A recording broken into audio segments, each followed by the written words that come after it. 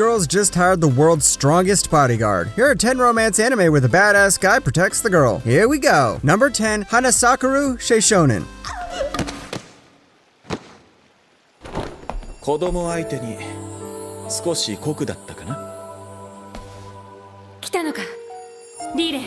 After watching the first few episodes of this anime, you're going to think, this is another reverse harem story where a bunch of guys fight for a girl's heart. But soon it goes from romance to politics, and by the third or fourth episode, our girl Kaijika must find a marriage partner and survive a game of politics. This is also one of those anime with a well-written female character who makes her own tough choices and slaps her father in the face when the old guy really deserves a slap in the face. And even though the main character isn't a typical damsel in distress, the male characters are pretty strong and overprotective. Come on, there are several guys competing, so you need to show how strong you are. So if you need a show with love, noble friendships, undying loyalty, and political mind games, then this is the show for you. Number 9, Plunderer.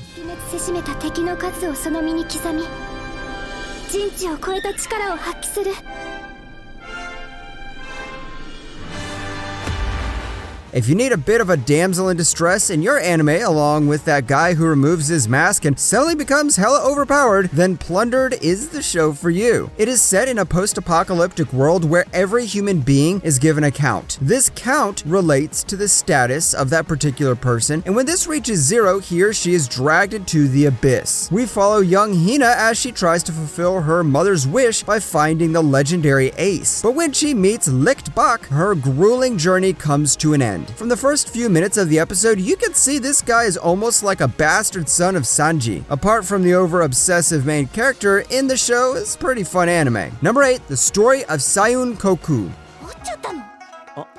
煽るつもりはなかったのだが、風に驚いて。いるか?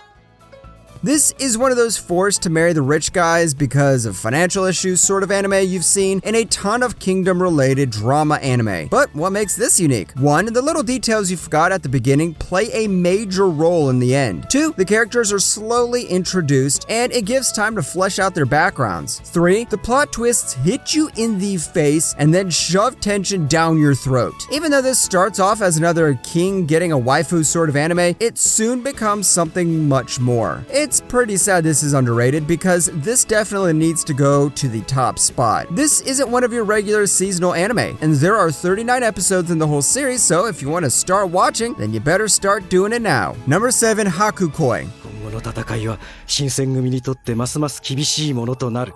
それでもなお、雪村君には一滴の血も流させないと。そういうことじゃねえ。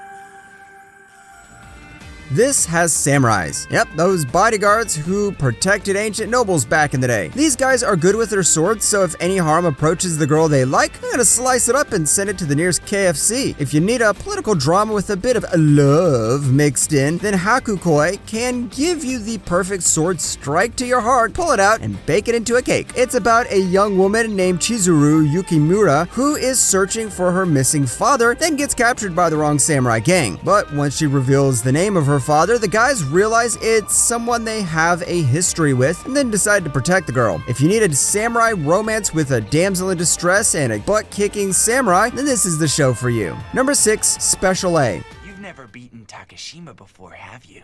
You're not very convincing. That's called false courage.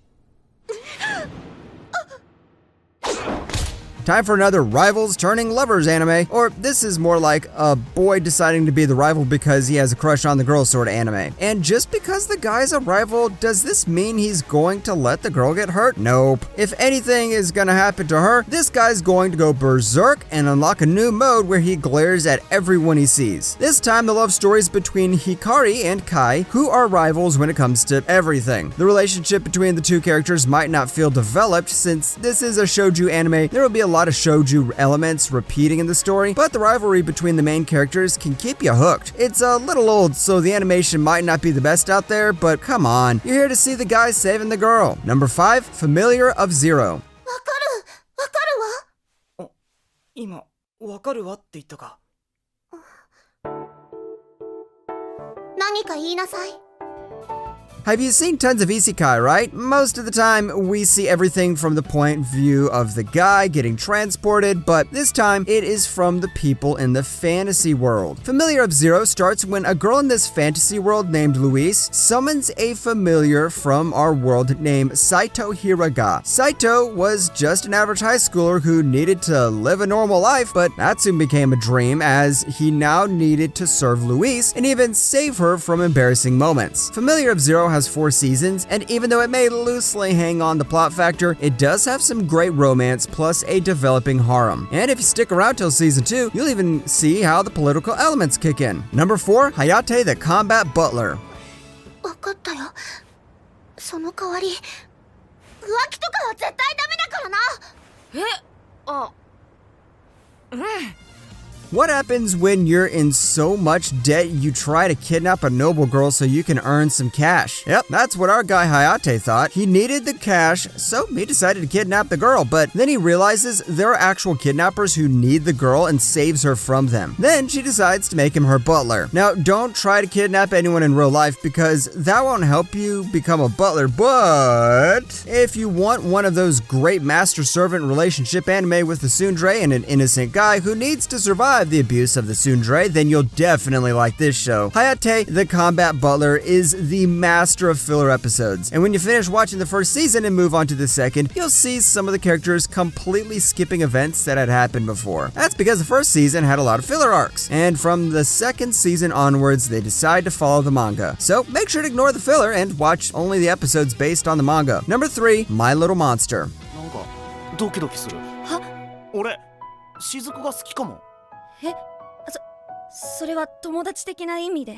性的な意味で。ちょっと待って。 A girl who likes to study, and a boy who likes to sit back, relax, and enjoy life. These two make a nice combo, don't they? Yeah, that's right. This is a strange dynamic between these two that makes this anime so interesting to watch. My Little Monster is about a girl named Shizuku Mizutani, a person who is apathetic towards her classmates and only cares about grades. But her view of life starts to change when she meets Haru Yoshida, a guy who confesses his feelings to her in the very first episode itself. My Little Monster knows how to perfectly balance romance and comedy, as well as to discuss some serious themes. The anime is also very short and has only 13 episodes, which means you can watch this on a nice hot summer evening while feeling wholesome. Number 2, Yona of the Dawn.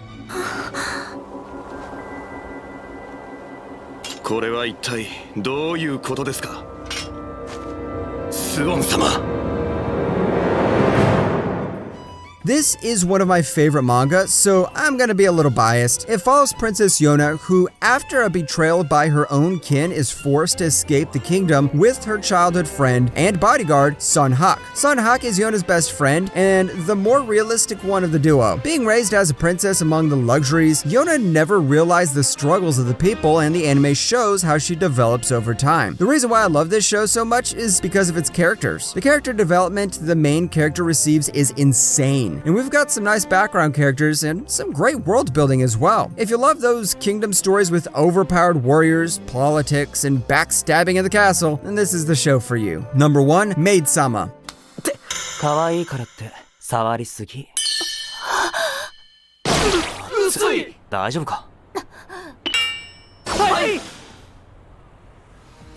You probably know this anime, so the reason why this is here is because I felt it would be an insult to skip this anime from the list. So for anyone who has been living under a rock and hasn't watched this anime, here's the premise. A really hot-headed girl begins a feminist movement inside a school, but also works as a maid to earn a family income. She meets the most badass guy in school who likes to lean on corridors, tease girls, and act as the biggest stalker of the 21st century. The hot-headed girl soon realizes the guy isn't so bad as it seems and slowly falls in love with him. And this is a tsundere we're talking about, so when I say slow, you know how slow I mean. Jokes aside, this is one of those anime that does romance really well and has some great characters. If you love maids and bad boys, then you must watch this one.